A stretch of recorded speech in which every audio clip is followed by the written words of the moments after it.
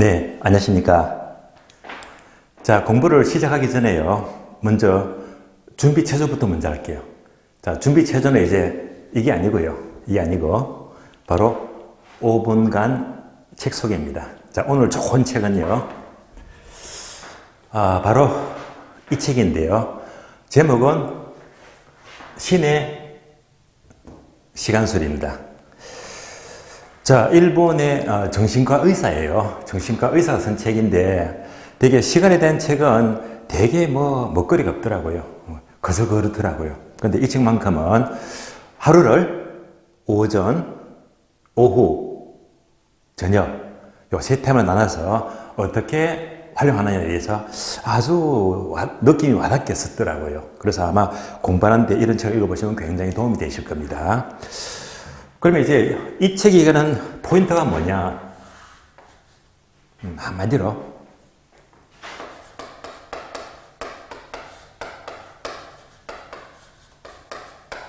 집중력이에요.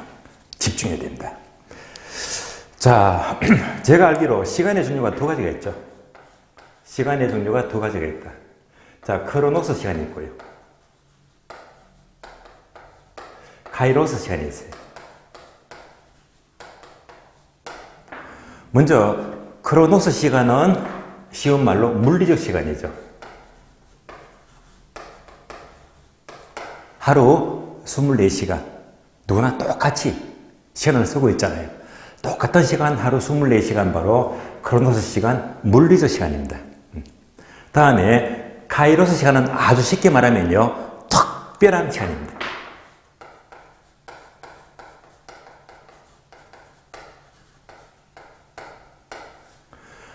특별한 의미를 가진 시간을 말합니다. 예를 들면요. 제가 오래전에, 지금은 부모님 두 분이 다 안 계시지만 부모님이 살아계신 전에 제가 강의를 하면서 시험이 다 끝나면 부모님 모시고 제주도에 갑니다. 2박 3일로 여행을 합니다. 또 일본의 후쿠오마 거기 또 들러서 또 한 4박 5일로 여행을 다녀와요. 지금은 부모님이 안 계시잖아요. 부모님을 떠올리면 그때 옛날에 후쿠오카 제주도 갔던 그 여행이 너무 좀 추억이 진한 거예요. 얼마나 의미가 있습니까? 이런 시간이 바로 카이로스 시간입니다. 카이로스. 그래서 가능한 우리가 시간 활용은요, 이 물리적 시간을 특별히 의미 있게 이렇게 전환시킬 필요가 있다는 말입니다. 항상 주어진 하루 의미 있게, 바로 카이로스 시간을 맞이해야 됩니다. 자, 시간에 골든타임이 있어요.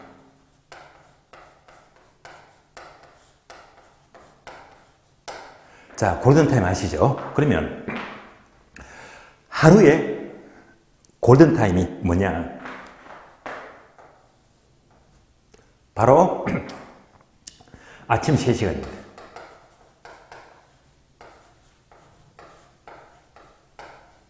일반적으로 아침에 일어나서 그 3시간 동안이 가장 집중력이 높은 그런 시간대거든요.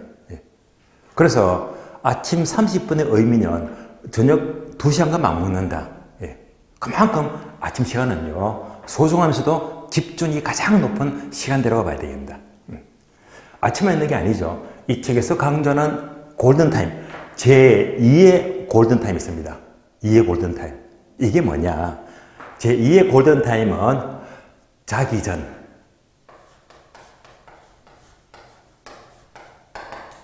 자기 전 3시간입니다.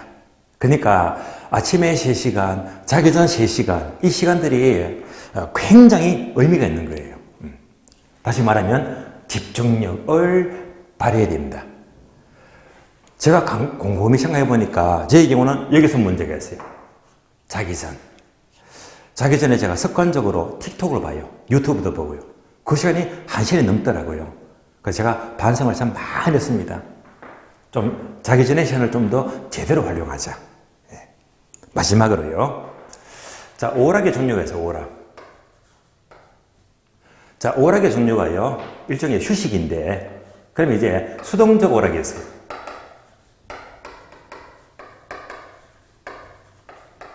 다음에 능동적 오락이 있어요. 수동적 오락과 능동적 오락이다. 수동적 오락은요, 예를 들면 TV를 봐요. 게임을 해요. 또는 스마트폰이다. 이런 것들은 바로 수동적 오락입니다. 그냥 시간을 잡아먹는 거예요. 반면에 능동적 오락은 주로 독서를 한다든지 산책 또는 운동을 하더라. 이런 것들이 능동적 오락입니다. 그래서 자, 여러분 생각해 보세요. 과연 나는 어느 쪽에 오락에 더 많은 시간을 두고 있느냐. 예.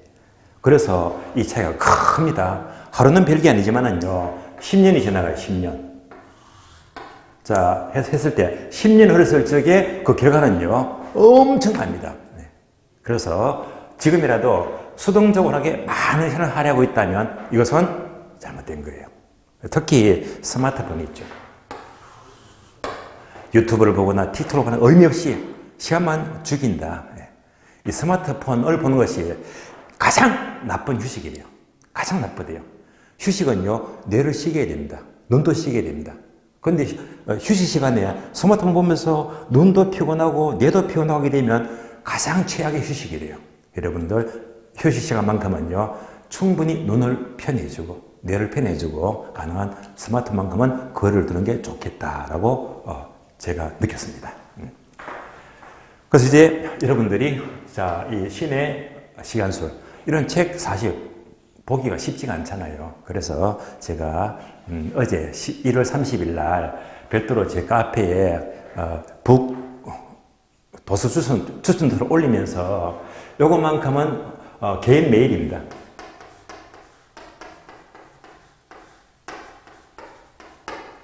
여러분들이 댓글에 개인 메일을 적어주시면 제가 일일이 번거롭지만은요, 제가 요것만큼은 따로 한 10페이지 정도 정리를 했거든요. 정리한 내용을 제가 다시 메일로 보내드릴 테니까 참고로 해주시면 되겠습니다.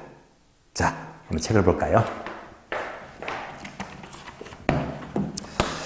자, 오늘 진도는요,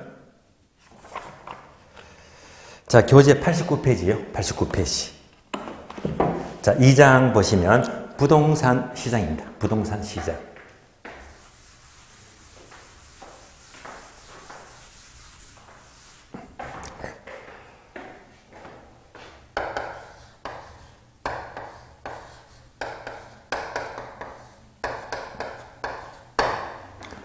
자, 부동산 시장은 주로 한 문제가 출제가 돼요. 참고로 작년 시험은 의외로 두 문제가 출제가 되었어요. 한 문제가 더 나왔습니다. 그래서 한 문제는 이론 문제, 한 문제는 계산 문제, 두 문제가 출제되었거든요. 원래는 두 문제가 어렵고 한 문제로 보시면 되겠습니다. 자, 그럼 이제 시작하게 되면 공부를 어떻게 할까? 예. 크게 목차가 네 가지입니다. 네 가지. 첫 번째는 시장의 의의부터 아셔야 되겠죠. 자, 두 번째는요, 부동산 시장의 특성과 기능입니다.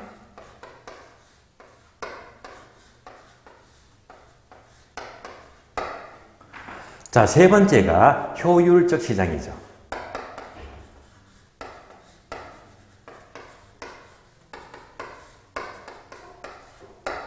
마지막으로 네 번째는요, 효율적 시장 중에서도 할당자가 붙어요. 할당 효율적 시장입니다. 할당 효율적 시장. 자, 결론적으로 시장 하게 되면 특히 특성과 기능. 여기서 한 문제가 잘 나오고요. 또 3번, 4번 묶어서 본다면 바로 효율적 시장이죠. 그래서 2번 아니면 3, 4번 여기에서 한 문제가 나온다고 보시면 되겠습니다. 따로 추가적으로 자, 할당 효율적 시장 이 파트에서는요, 역시 계산 문제 유형을 반드시 정리해야 됩니다. 만약 계산 문제가 나온다면요, 반드시 정보 가치를 구하시오. 정보 가치를 구하는 계산 문제가 출제가 늘 되고 있는데, 참고로 얘는요, 작년에 출제가 되었어요. 그래서 이제 시장 하게 되면 특성과 기능 그리고 효율적 시장 두 파트만 잘 공부하시면 정리가 전부 다 끝이 나는 겁니다. 예. 그러면 자 우선 책을 보기 전에요. 1월 첫 시간에 내어준 기출표 있죠. 기출표를 보시면서 시장이 어떻게 나오는지 한번 확인하고요. 진도를 하겠습니다. 그러면 기출표를 보시면 자 제2장 부동산 시장 찾으셨죠? 시장. 자 시장을 보게 되면 자 먼저 까만 세모 부동산 시장 종합 문제가 5번 나왔고요. 두 번째 부동산 시장의 특성 엄청 나왔죠. 자 특성이 무려 15번이요. 엄청나게 나왔습니다. 다음에 세 번째 줄 끝에 보시면요. 까만 세모 효율적 시장이 있죠. 여기서도 많이 나왔네. 몇 번? 8번이요. 8번. 마지막으로 전화기. 전화기는 계산 문제죠. 계산 문제. 정보가치 계산 문제가 14회 초과시험 25, 29, 33에서 5번 나왔어요. 자 이렇게만 보더라도 결국 특성에서 15번 나왔다. 기능 2번 나왔고 효율적 시장에서 8번이죠. 8번 나왔고 정보가치 계산 문제가 5번 나왔고 한눈에 출제점이 보이잖아요. 자 그래서 이런 흐름에서 이제부터 개념부터 보겠습니다. 자 그러면 먼저 시장의 의의부터 봅니다.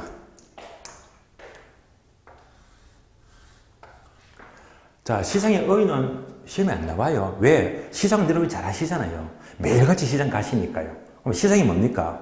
자, 시장에 가서 시금치도 사고 콩나물도 사고 물건을 사고 파는 장소를 말합니다. 그러니까 시장은 결국은 물건을 사고 팔면서 가격이 정해지죠. 그래서 결국 시장이란 무엇이냐? 한마디로 말하면 가격 결정 기구죠.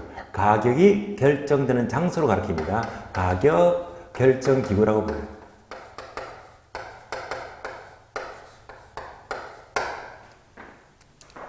그러면 부동산 시장 하게 되면 그 출발은 바로 부동산 특성 때문이죠. 부동산 특성.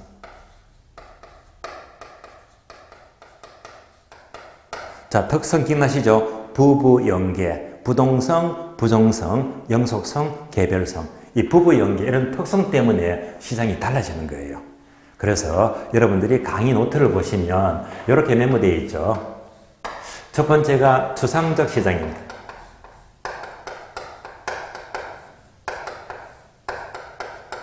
두 번째는 구체적 시장입니다. 이렇게 나와 있고요. 다음에 두 번째는 바로 국지적 시장이죠. 국지적 시장이다. 자, 세 번째가 불완전 경쟁 시장이죠.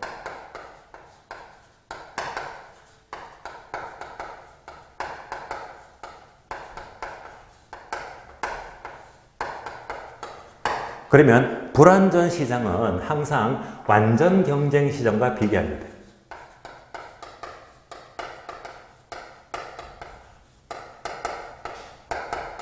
자, 이 세 가지를 분석합니다. 그러면 첫 번째, 추상적 시장이란 어떤 장소가 없어요. 장소 X. 장소가 없다. 반대로 구체적 시장은 장소가 있어요. 장소가 있다. 예를 들면, 자, 일반 동사는요, 시장, 장소가 있죠. 서울의 남대문 시장, 부산의 자갈치 시장, 장소가 있잖아요. 이런 시장을 구체적 시장 이렇게 불러요. 그러니까 일반 동사는 장소가 있구나. 주로 구체적 시장입니다. 그런데 부동산은 못 움직이잖아요. 땅을 들고 다닐 수가 없잖아요.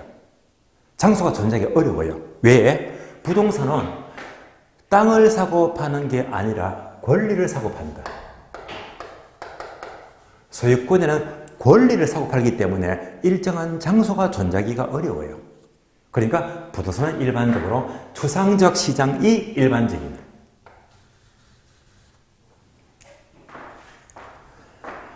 자, 그렇다면, 자, 부동산 경우에는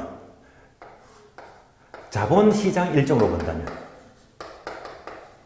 장소가 존재하기 어려워요. 예를 들면 자본시장이 되면 화폐시장, 외환시장 이런 경우처럼 자본시장 일정으로 보게 되면 권리를 사고 팔기 때문에 장소가 없다. 추상적입니다. 그러나 부동산 경우는요. 장소가 존재할 수도 있죠. 네. 어떻게 해야? 지리적 공간으로 본다면. 지리적 공간으로 본다면.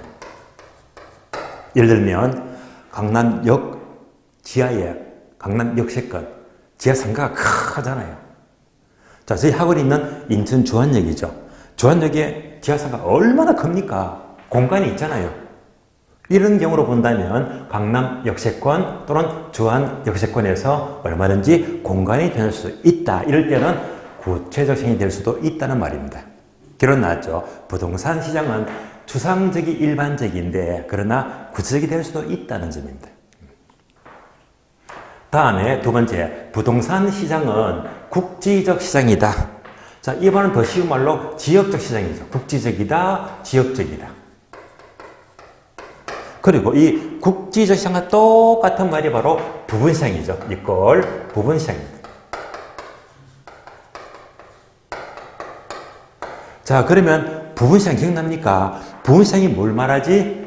얘는 한마디로 시장의 세분화가 이루어지더라. 시장의 세분화다.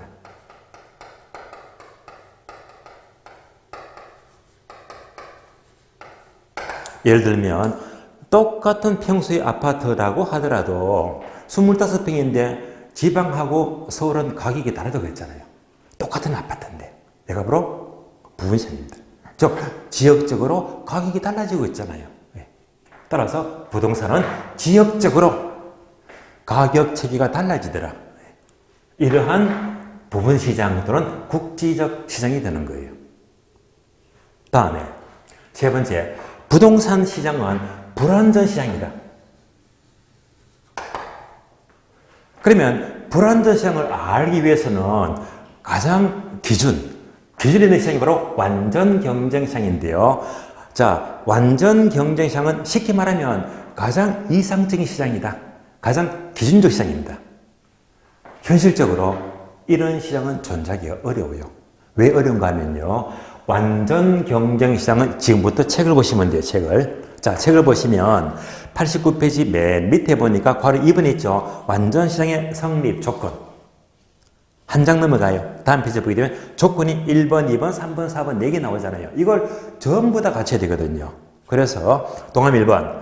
완전 경쟁 시장은 자, 시장 참여자의 수가 나왔죠. 자, 거기다가 괄호 적어줘요. 1번 제목에다가 자, 어떻게 다수의 수요자와 공급자 적어주고요. 다수의 수요자와 공급자.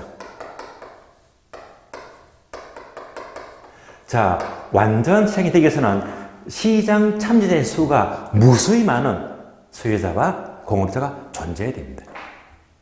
두 번째, 2번 상품의 동질성. 모든 상품은 동일해야 됩니다. 똑같아야 됩니다. 그러면 완전성이 될 수 있는 것이고요. 세 번째, 시장의 진입 장벽의 유무가 나왔죠. 여기다가 또 괄호 적어줍니다. 자유로운 진입과 택을 적어주고요. 자유로운 진입과 택을 적어주고 완전 시장이 되기 위해서는 마음대로 진입이 가능하고 마음대로 빠져나올 수도 있거든요. 그리고 네 번째, 바로 완전한 정보예요. 그래서 결국 가장 이상적이고 가장 기준적인 완전 시장이 되기 위해서는 이상의 네 가지. 무수히 많은 수요자와 공급자. 다음에 자, 모든 상품은 동일하게 될 것이고 진입과 퇴거가 자유롭다. 그리고 완전한 정보를 모두 갖춰야 됩니다. 그런데 이런 항목들이 부동산은요, 네 가지가 전혀 맞지가 않거든요. 자, 이 네 개 요건 중에서도 특히 4번 보게 되면 완전한 정보 있죠. 완전한 정보. 이게 가장 중요한 항목인데 완전한 정보.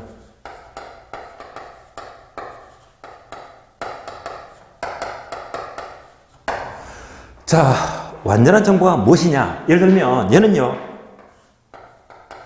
과거, 현재, 미래를 말해요.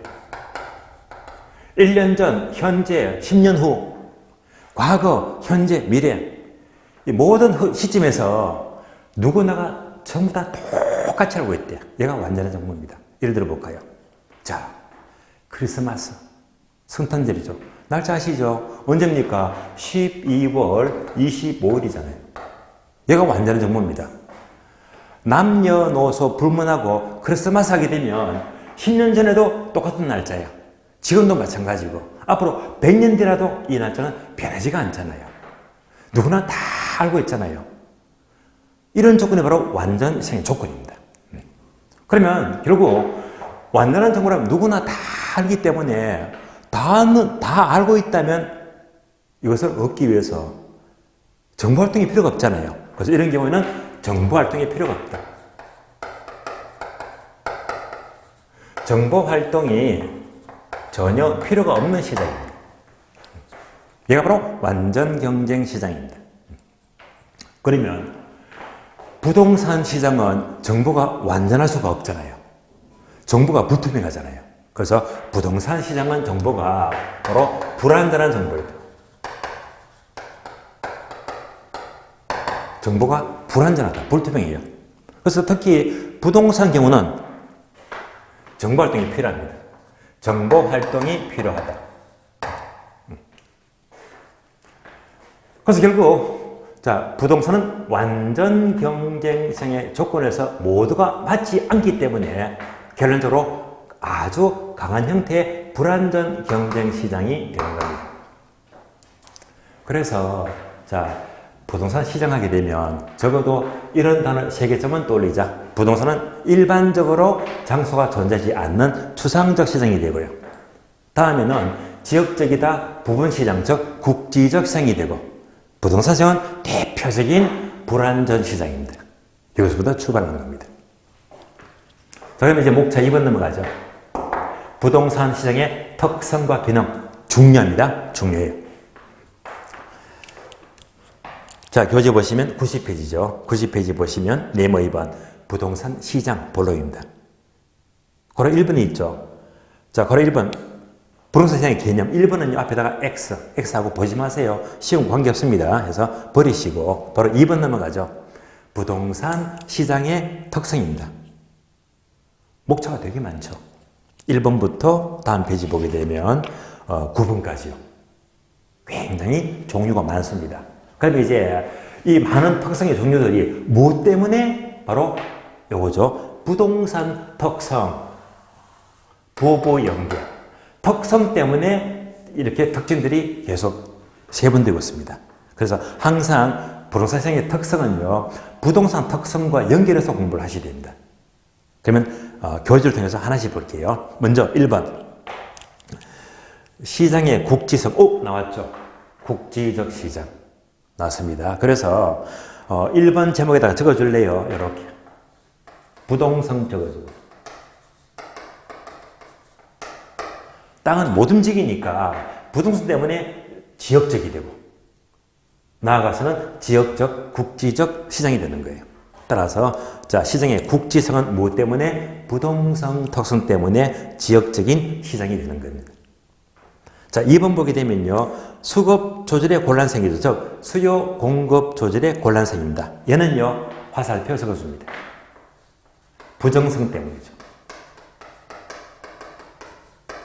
부정성 때문에 땅은 증가시킬 수가 없잖아요. 그러니까 여기서 수급 조절의 곤란성은 특히 수요는 별 문제가 없지만요, 공급을 증가 못 시켜.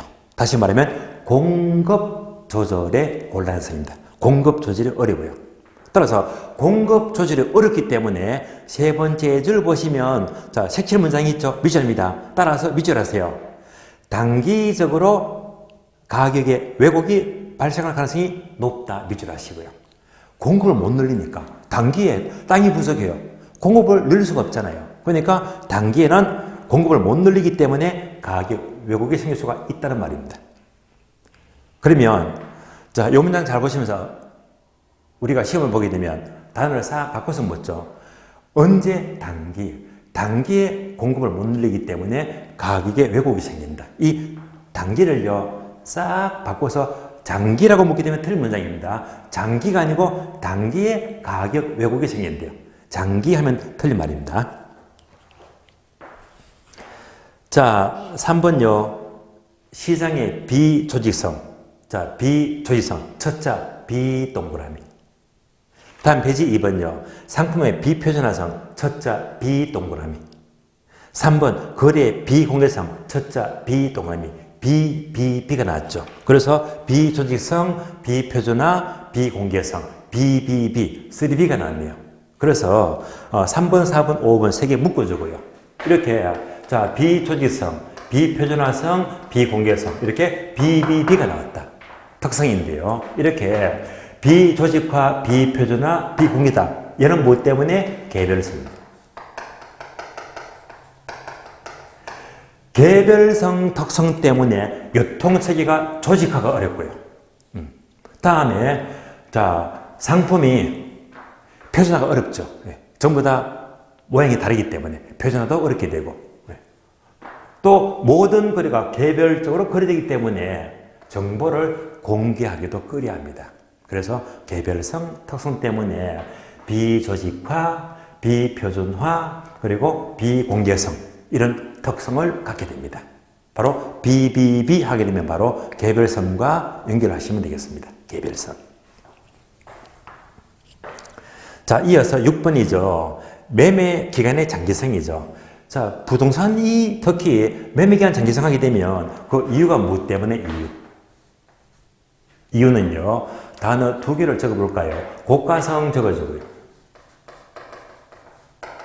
그리고 영속성 때문입니다. 자, 고가성과 영속성 때문인데, 그러면 매매 기간에 장기성하게 되면, 자, 매매 기간. 자, 매매한다. 즉, 매수자 입장. 다음에 매도자, 사고 팔자죠. 자, 매매 기간 장기성, 이 양자간에 장기성하게 되면, 먼저, 매수자 입장은요, 부동산은 매력식 하죠. 매력식 하기 때문에, 심지어 아파트가 보통 10억이 넘어가잖아요. 매력식 하기 때문에 이것을 살려면요, 오랫동안 돈을 모아야 됩니다. 그래서 이를 다른 말로 구매자금 축적의 장기성이라고 부르죠. 구매자금 축적의 장기성입니다. 매력식 하기 때문에 이를 모으려면 자, 몇 년씩 소요되기 때문에 자, 이렇게 표현한 것이고 장기가 소요됩니다. 다음에 매도자 입장에서는 어떻습니까? 10억짜리 아파트를 팔려고 하니까 당장 내일 팔는 게 아니잖아요. 한 달 뒤에, 석 달 뒤에, 심지어 6개월 뒤에 몇 달에 소요되잖아요. 이는 다른 말로 황금성의 곤란성이죠.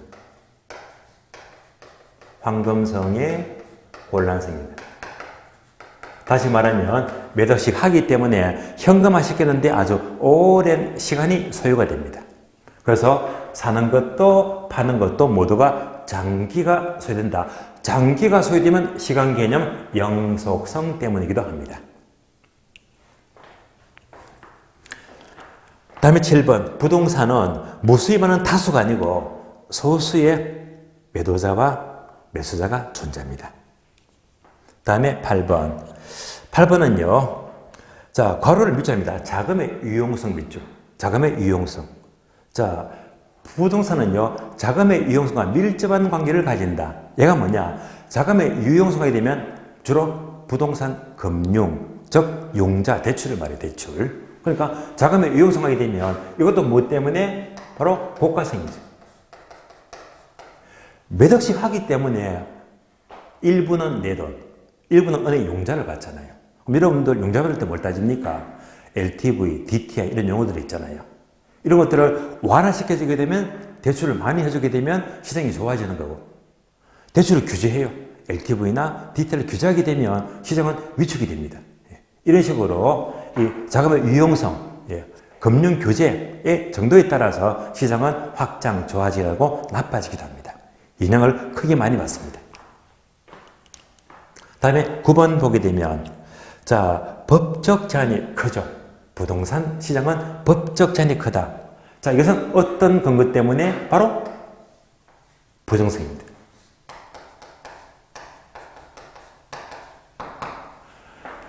땅은 만들 수가 없잖아요. 증감 못 시키니까 언제나 토지가 부족해요. 토지가 부족하다. 토지가 부족하니까 일반 재화보다 공익 개념이 강해요. 공익 개념이 강하다. 즉, 사회성이 높고 공공성도 높은 제한입니다. 이렇게 사회성과 공공성이 높기 때문에 다시 말하면 공적 규제가 필요해요. 공적 규제가 필요합니다. 이거 뭡니까? 법적 제한. 그래서 부동산 시장은 법적 제한의 영향을 특히 많이 받습니다. 시장이 매우 활성화되면 정부가 규제잖아요. 시장이 많이 위축이 되면요, 또 규제를 완화하잖아요. 이렇게 법적 제한을 많이 받는 시장입니다. 자, 이상으로 1번부터 9번까지 9개 항목이 있죠. 이런 것들이 모두가 시장의 특성이다, 특성. 그래서 시장의 특성하게 되면 근본적인 이유는요, 무엇 때문에? 부부 연계, 부동산 특성에서 시장의 특징들이 이렇게 나타납니다.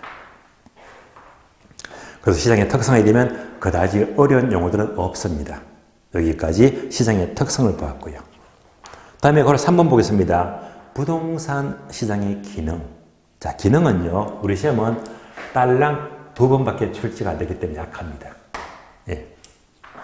자, 그러면 기능을 보게 되면 목차부터 볼까요? 우리 책을 봅니다. 목차부터 보시면, 자, 1번 밑줄입니다. 자원 배분 기능 밑줄. 자원 배분 기능. 2번도 밑줄하죠? 교환 기능 밑줄. 3번 정보 제공 기능 밑줄.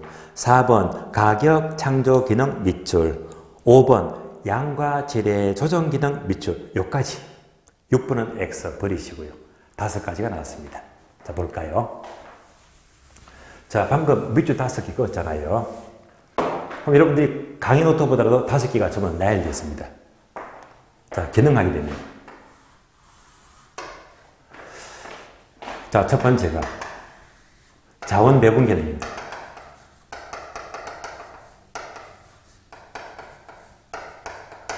두 번째가 교환 기능입니다.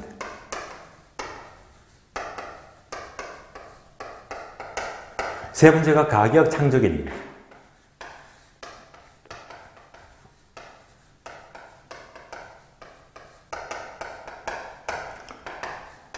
네 번째가 정보 제공 기능입니다.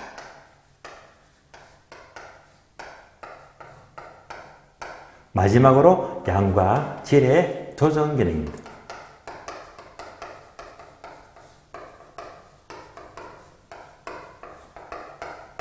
자, 이상 5가지가 부동산 시장의 기능입니다. 제가 가끔씩 술을 마십니다.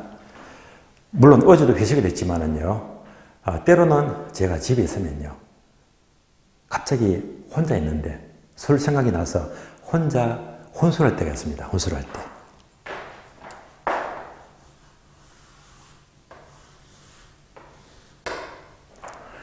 제가 혼자 술을 마실 때는 꼭 편의점 가세요. 항상 이 소주를 사 마십니다.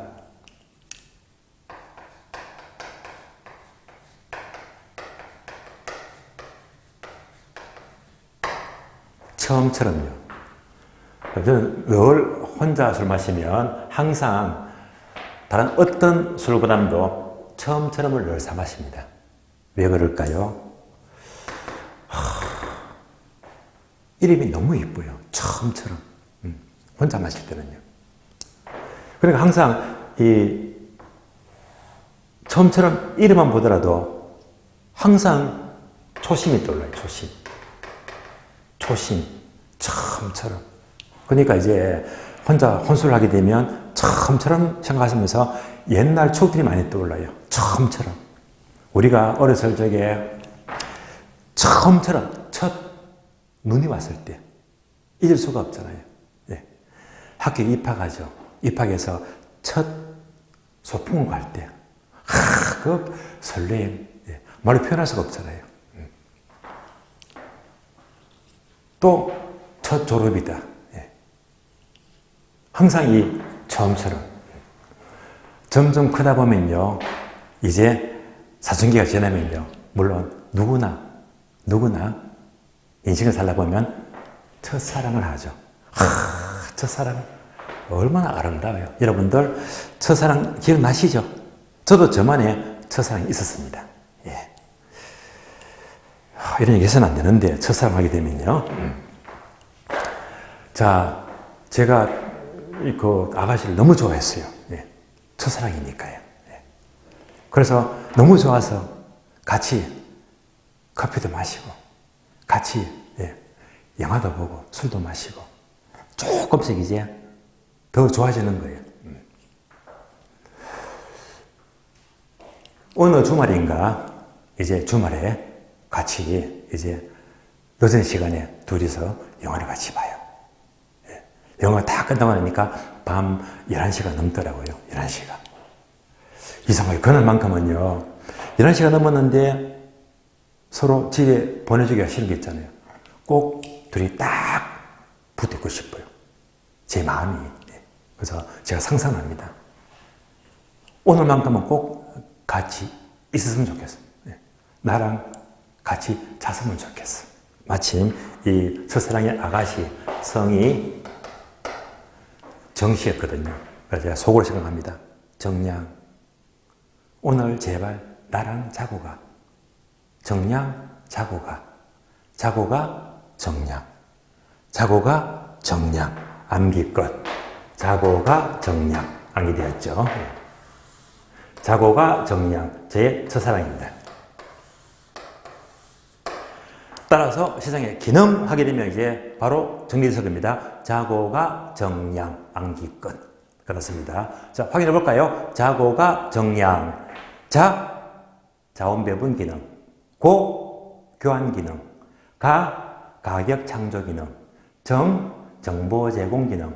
양, 양과 질의 조정 기능입니다. 그래서 자고가 정량, 암기 끝났습니다. 결론, 독성 9가지. 기능 5가지. 다 암기하면 번거롭잖아요. 그래서 짧은 거, 기능, 바로 자고가 정량, 암기만 되었다면 요거 아는 게 전부가 독성이지.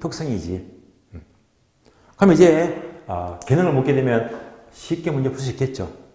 다음 중에서 부동산 시장의 기능에 속하지 않는 것은 1번, 2번, 3번, 4번, 5번 한 개만 싹 지워버리고 여기다가 뭘 집어넣지? 독성. 그러면 독성하게 되니까 뭐가 떠올라요? BBB. 따라서 틀린다. 비조직적 기능 틀렸지. 왜? 독성이 아니고 기능이니까. 국지적 기능 틀렸지. 얘는요 독성이지 기능이 아니잖아요. 되시겠죠? 그래서 독성 아시면서 기능 구분하는 능력이 필요합니다. 그래서 기능을 확실하시면요 나머지가 모두가 독성이 되는 거예요. 근데 잤을까요? 못 잤을까요? 실패했습니다. 자고가 정량입니다. 자, 이제 하나씩 봐요. 책을 보시면요, 이제 자고가 정량인데요. 첫 번째, 자, 자원 배분 기능은 뭐냐? 자원 배분. 얘는 말 그대로 시장에서 사고 팔고 하잖아요. 사고 팔고. 그 자체가 자원 배분이지. 사고 판다. 다음에 교환 기능은요. 부동산 시장은 얼마든지 부동산끼리 교환이 가능합니다. 예를 들면요. 이렇게 볼까요?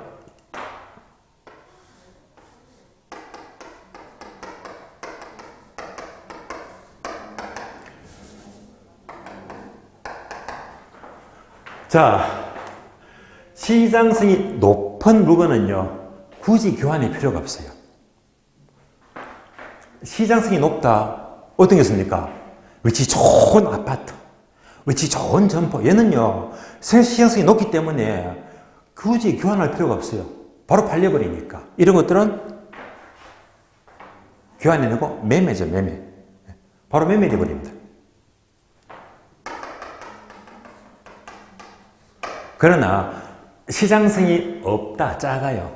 이 작은 것들이 교환의 대상입니다. 교환의 대상이다. 주로 교환하게 되면요, 상가는 상가인데 허름한 상가. 그러니까 이 상가 건물이 위치가 안 좋아. 또 저기 외곽지에 땅이 있어요, 땅. 땅도 위치가 별로 안 좋아. 그런데 땅 가진 사람은 상가를 사고 싶어 하고, 상가를 가진 사람은 이거 팔고 땅을 사고 싶어 하고, 그러면 이건 안 팔리니까 시장성이 없기 때문에 멋진 교환의 대상이거든요. 아마 여러분들이 세법 공부하시면 교환을 하게 되면 굉장히 세금 혜택이 커요. 절세. 예. 교환도 괜찮은 겁니다. 그 시장에서 교환 경영도 이루어지더라. 교환. 세 번째, 가격 창조 기능. 가격 창조. 자, 가격 창조하게 되면요, 나왔죠. 시장에서 사고 팔고 하면서 가격이 정해지더라. 예. 이거 바로 가격 결정이 바로 가격 창조 기능입니다. 가격 창조. 가격 결정이 된대요. 그럼 가격이 어떻게 창조, 결정이 됩니까? 하는 것은요, 여러분들이 책을 보시면, 자, 93페이지 중간에 박스 그림이 있죠. 자, 그림만 이해하시면 돼요. 자, 그림을 제가 그려서 설명을 드릴게요. 그림이 이렇게 나옵니다.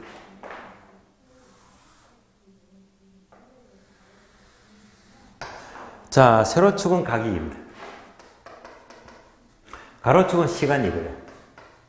근데 책을 보니까 그림이 이렇게 나 있죠. 이렇게. 이렇게 나옵니다. 그럼 가만히 보게 되면요, 얘가 뭐지? 매도인. 올라가더라, 매수인.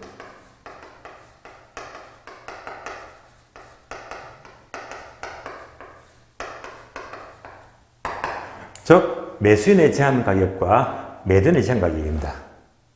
그럼 이런 과정에서 어떻게 가격이 창조, 가격이 결정이 됩니까? 하는 것은요, 자, 먼저 매도인이 집을 갖고 있어. 그래서 이 집을 팔려고 해요. 자, 이때 집값은 얼마 잡을까? 3억. 자, 매도인이 3억짜리 주택을 팔려고 해요. 근데 이 사람 마음은요, 적정 가격은 3억인데, 이 사람 마음은 내심 많이 받으면 좋겠네. 3억짜리를요. 얼마? 5억 잡을게. 이 사람 마음은 5억 받으면 최고로 좋겠네. 근데 5억이 안 팔리잖아요. 누가 삽니까? 그러니까 점점 가격은 낮출 수밖에 없다. 가격은 내려갑니다. 그래서 매도인의 생각이가 내려가는 곡선입니다. 다음에 매수는요, 이 주택을 살려고 하면요, 매수인의 마음은 처음에는 뭐죠? 공짜가 최고 좋지. 그저 먹으려고 합니다. 그럴 사람이 없잖아요. 그러니까 이때부터는 점점점 가격이 올라갑니다. 대가를 지불해야 됩니다. 올라갑니다. 그러니까 이제 여기서는 도저히 거래가 성립될 수가 없다. 예. 너무 가격이 높아서, 너무 낮아서. 이렇게 이제 양보를 하죠. 양보를 하잖아요. 그러다가 만나는 점이 얘가 얼마? 바로 3억입니다. 이러면 시장 가격이 되겠네. 그런데 가격은요, 꼭 3억으로 결정되는 게 아니죠. 이 3억짜리를 매도인은 더 싸게 팔 수도 있지. 2억 9천에, 2억 8천에, 심지어 2억 5천에 싸게 팔 수도 있잖아요. 또 매수는요, 이 주택에 특별한 애착을 갖고 있다면 3억짜리를 3억 천에 살 수도 있고 3억 5천, 심지어 4억에 살 수도 있잖아요. 따라서 부동산 시장은 때로는 비싸게, 때로는 싸게, 요 범위에서 비싸게, 싸게, 저층가격 이렇게 매매가 되고 있죠. 요 빗검친 범위가 바로 부동산 시장의 범위가 된대요. 되시겠죠? 따라서 가격 창조 기능은 요 시장의 범위에서 때로는 비싸게, 싸게 가격이 정해진다. 가격이 창조가 된대요. 이제 그래 봐시겠죠? 참고로 이제 저희 경우에도 설 연휴가 아마 토요일부터 시작이 됐나요? 토, 일, 월, 화. 그렇죠. 예. 그러니까 설 직전에 금요일입니다. 저는 금요일날 종일 사무실에서 계약서를 썼거든요. 그래서 바빴습니다. 계약 쓴다고요. 근데 계약서가 특이하더라고요. 전세가 4억 5천입니다. 전세가 4억 5천인데 매매 금액은 5억은 돼야 되겠죠. 그렇잖아요. 그럼에도 불구하고 매매 가격은요. 3억 4,500원입니다. 이야, 기가 막히잖아요. 그래서 전세가 4억 5천인데 매매 가격 겁매. 이렇게 싸게 팔더라고요. 전세 4억 5천짜리를 그 좋은 아파트를 1억을 손해보고 이렇게 어쩌면 제가 계약 썼으니까 수수료를 받았기 때문에 물론 설은 좀 따끈따끈하게 보냈습니다만은요. 야, 요즘 거래가 이래 시장이 안 좋아요. 겁매가 얼마나 많은지. 어쨌건 이런 경우는 굉장히 싸게 가격이 결정이 되었잖아요. 이게 바로 가격 창조 기능입니다. 네 번째, 정보 제공 기능은 시장에서 여러 가지 관련 정보를 얻을 수 있잖아요. 정보를 얻을 수가 있고. 마지막으로 양과 질의 조정 기능은요. 시장에서 양과 질이 조정이 되는데 만약 어느 지역에 주택이 부족하다 하면 주택을 자꾸 지으면 되겠지. 이게 바로 양의 조정입니다. 양의 조정. 다음에 질의 조정은요. 어느 주택이 수가 부족하지 않은데 굉장히 이 지역이 노후가 되었어요. 낙후되었다면 어떻게 합니까? 재개발을 하든지 재건축을 하든지 하게 되면 싹 동네가 좋아지겠네. 질의 조정입니다. 이런 것들이 모두가 시장의 기능이다. 자, 되시겠죠? 시장의 기능 하게 되면 뭐지? 자고가 정량. 자고가 정량 5가지입니다. 자, 그래서 시장의 특성과 기능을 보았고요. 그러면 문제 한 문제 풀고 일단 마치겠습니다.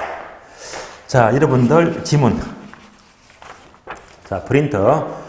기본 다지기 지문 보게 되면 문제 4번 문제 봅니다.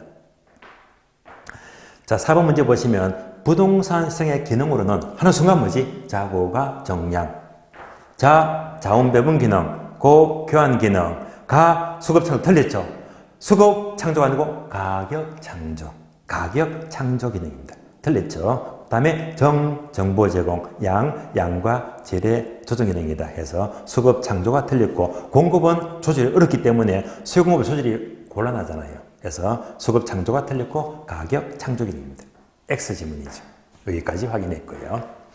자, 그러면 이제 교지를 봅니다. 교지 보시면 94페이지 네모 3번이죠. 주택시장. 주택시장은요, 95페이지 보시면 맨 밑에 거를 3번 보게 되면 주택의 여과 과정. 주택의 여과, 얘가 중요한데요. 주택의 여과 과정은 나중에 정책에서요. 정책에서 얘를 따로 공부해요. 그래서 이 파트는 정책에서 공부하도록 하고요. 일단 넘어갑니다. 그럼 다음 페이지 보게 되면 98페이지 있죠? 98페이지 네모 3번 효율적 시작. 얘는요, 쉬었다가 다음 시간에 보도록 하겠습니다. 쉬겠습니다.